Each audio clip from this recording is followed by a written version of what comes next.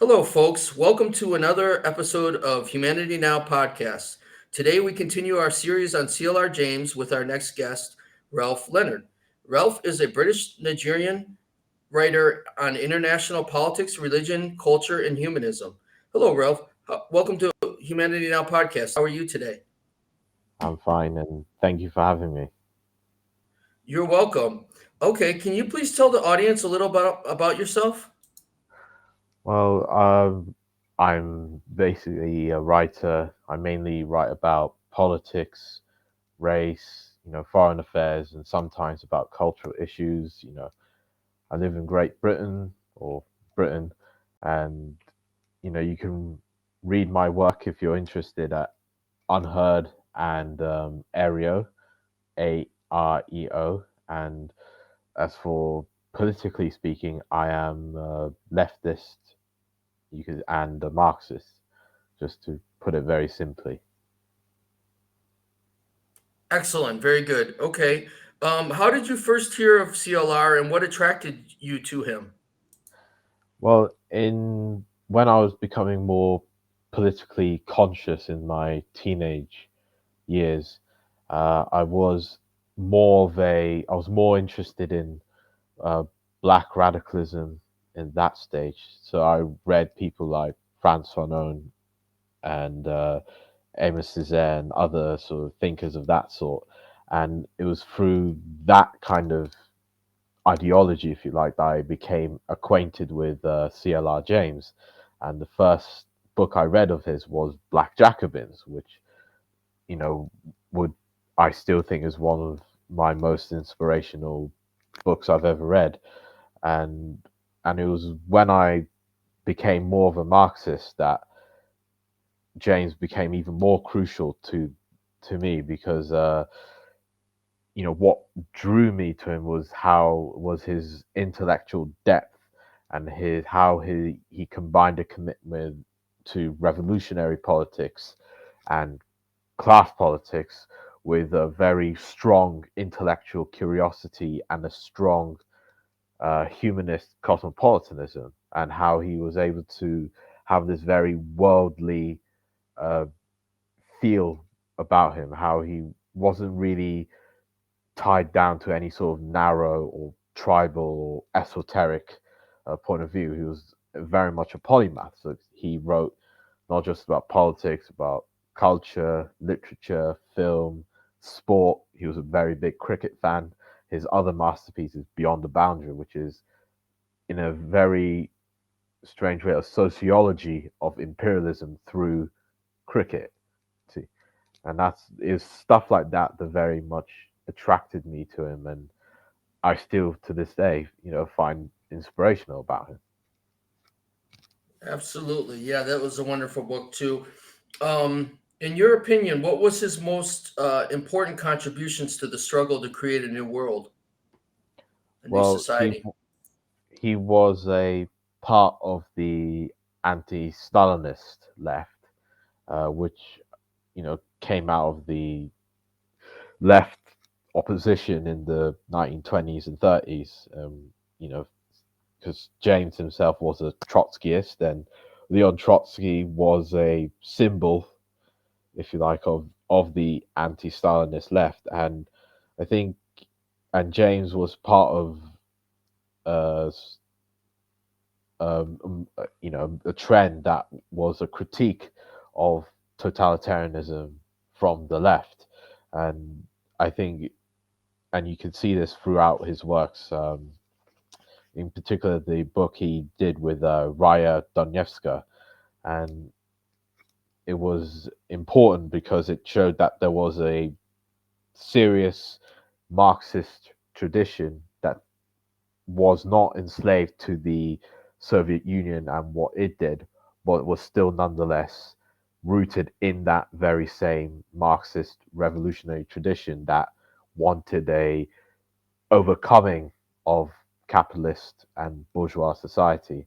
And I think that to me is his most important contribution. Absolutely. Is the book you're referring to Facing Reality?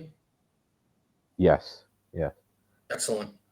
Okay, my fourth question is CLR. advocates for direct democracy in his book or in his article, Every Cook Can Govern.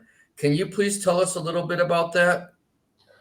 Yeah, and like the maxim "every cook can govern" is taken from Lenin's in State and Revolution, and it's put very simply. It's how his belief that every individual and every single person in society should be able to have a direct say and influence in governance, and that the purpose, and in the next socialist society, it would be actualized.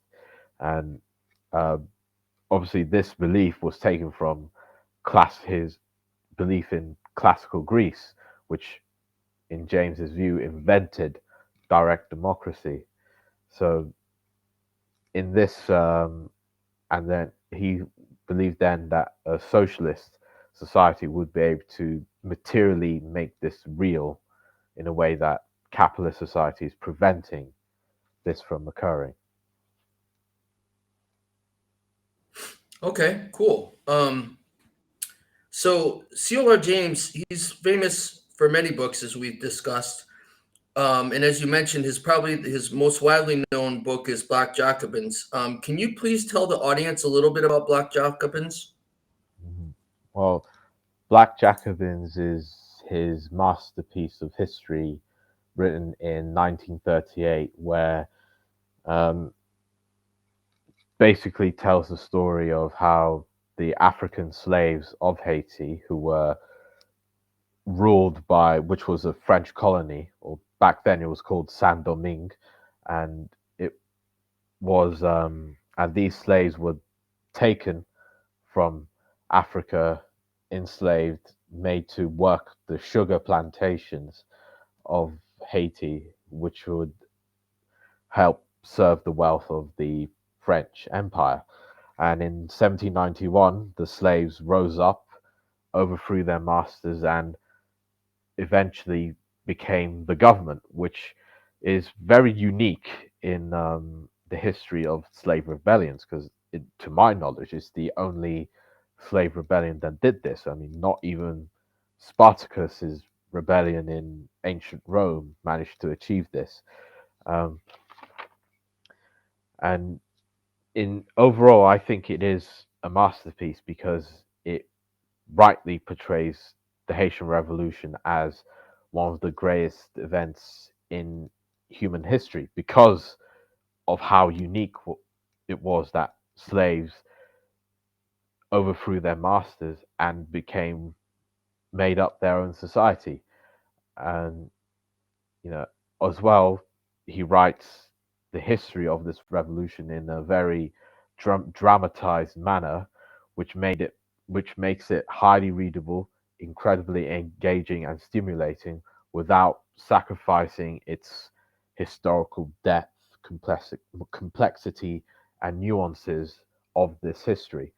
And it's also important because James corrected the then dominant racist interpretations of the Haitian Revolution promulgated by sort of people like Lothrop Stoddard, who basically portrayed the slaves as mindless, savages who were bloodthirsty for white people, more or less. And James portrayed the slaves as agents in their own emancipation, and very much in spirit with the revolutionary, you know, atmosphere of the time, because this was the era of the French Revolution and the age of revolution in Europe, and where Enlightenment ideas of liberty were circulating around the place. And he elaborated on the symbiotic relationship between the Haitian Revolution and the French Revolution, and in many ways it gives an additional dimension to the French Revolution, and you can't fully understand the French Revolution without understanding the link with Haiti. And as well, it alongside other classics of that time, such as Eric Williams's Capitalism and Slavery and Black Reconstruction by W.B. Du Bois. It showed the importance of black labor in the form of chattel slavery in the creation of the modern world overall. So that's why Black Jacobins is a very important book, and even 80 years on, it still is, and everyone should read it. Excellent. I agree with you. There has been lately some criticisms of CLR James in his approach in Black Jacobins. I mentioned to you in a email regarding some people saying that Toussaint Louverture wasn't all that great, and I don't know the argument so well, but have you heard about this argument against James and the his critique or his approach to the Haitian Revolution? Yeah, I've heard some of it because it's mainly directed at Toussaint Louverture. Firstly, because of his slightly romantic view of the French, and he still saw himself as a Frenchman, and also because Toussaint Louverture during the Revolution briefly revived the plantation system and for out of economic necessity. Otherwise, there was no economy because that the Haitian economy was completely built on slavery and the plantation system. And once that was gone, there was nothing to it. And some of the criticism does come from it's it's also critiquing James's Marxism. Uh, and some of it sort of directed how James sort of doesn't really take seriously, say, the voodoo sort of aspect of the Haitian slaves. And from James's point of view as a Marxist, this would make sense because Marxism is a very materialistic, atheistic uh, way of seeing the world, and it doesn't really take really account of, say, idealism or religion or spiritual sort of explanations, and that's another aspect of it. And so, yeah, that's Yeah, that's excellent. Thank you. So I'm going to refer to your article that you wrote in unheard.com titled, hold on one second, I got the title right here. The title is, well, what's the title? I'm sorry.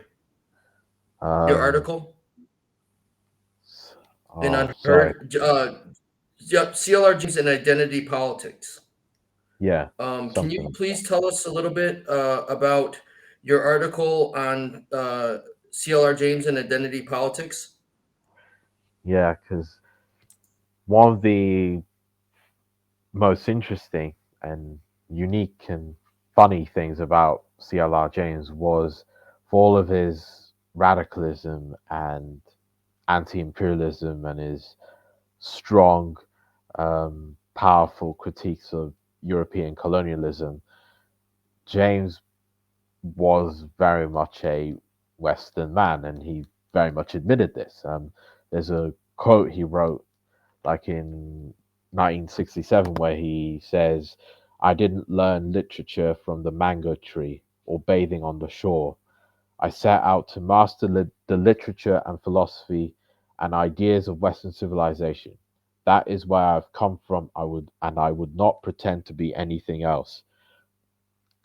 So, and some of this may be a little bit unfashionable nowadays because there is always this debate on, the Western canon and to what extent, you know, we should read dead white men and all that. When CLR James grew up on reading the works of dead white men, he read Shakespeare, Goethe, Cervantes, Thackeray, and novelists of this sort.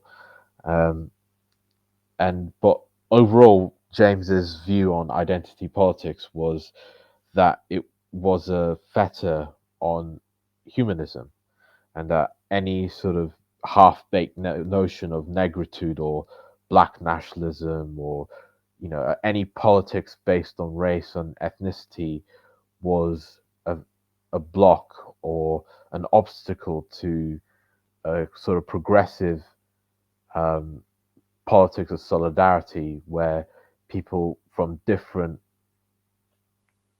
identities can unite together to collectively transform society. And that was the core of his humanism, and he wouldn't compromise that for anything. Yes, excellent. Very good. So that kind of leads me to my next question. What can today's generation learn from CLR? Mm, The most important thing, I think, is the importance of human agency. I mean, ultimately, history, in if we're talking in the Hegelian sense, is the outcome of human activity, directly and indirectly, even whether good or bad.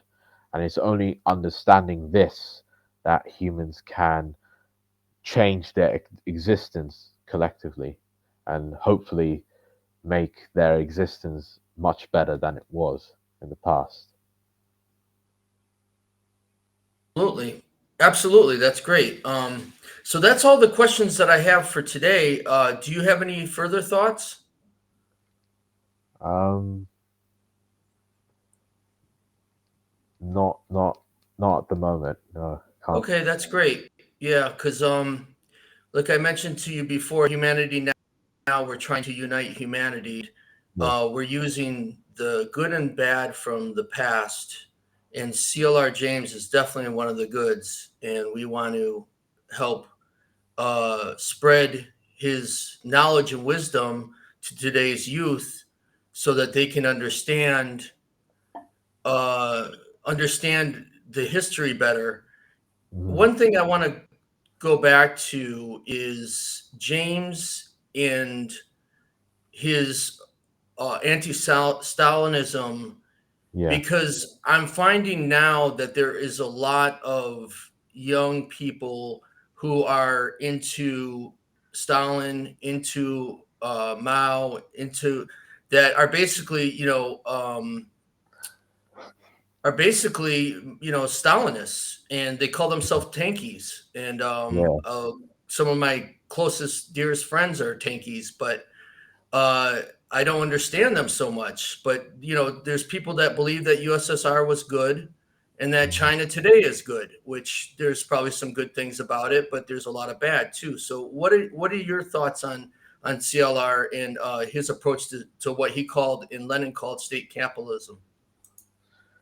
Uh, well, CLR James sort of subscribed to the um, left's opposition view that more or less the uh, Russian Revolution, the Bolshevik Revolution, more or less ended by the time, certainly by the time Stalin came into power. I know some people would say it ended like roughly around the Kronstadt rebellion, where the sailors at Kronstadt rebelled, saying that the government had become too oppressive.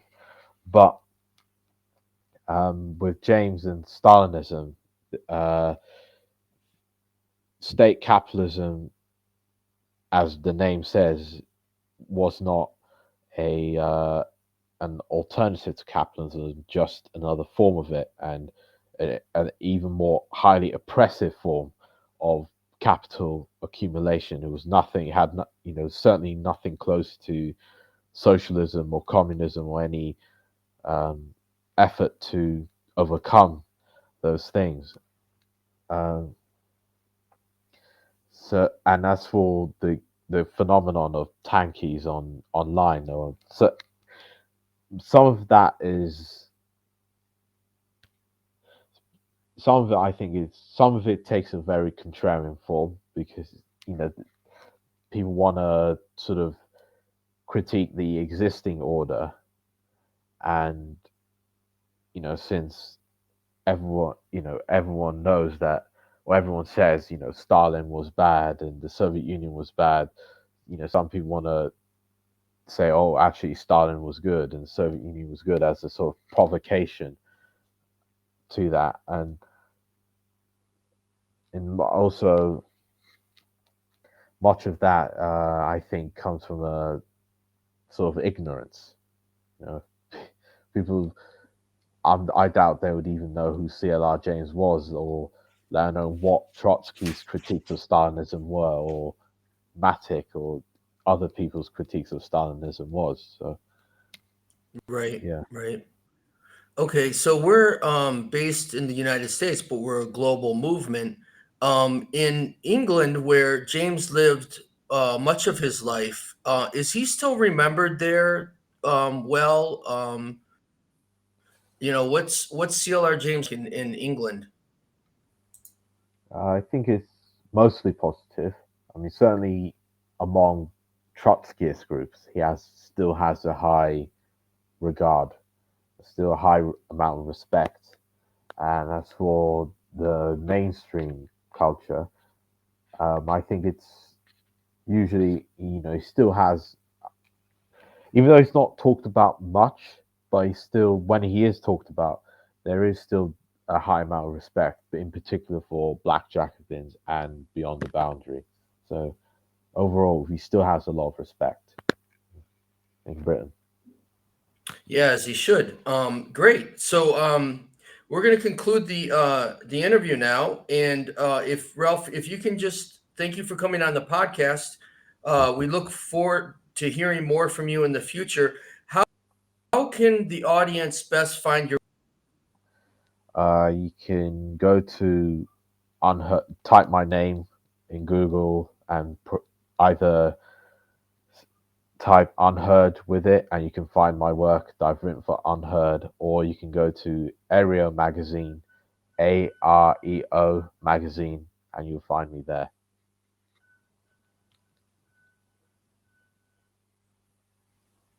Okay, great. Well, thank you so much, and I appreciate your time. And have a great day.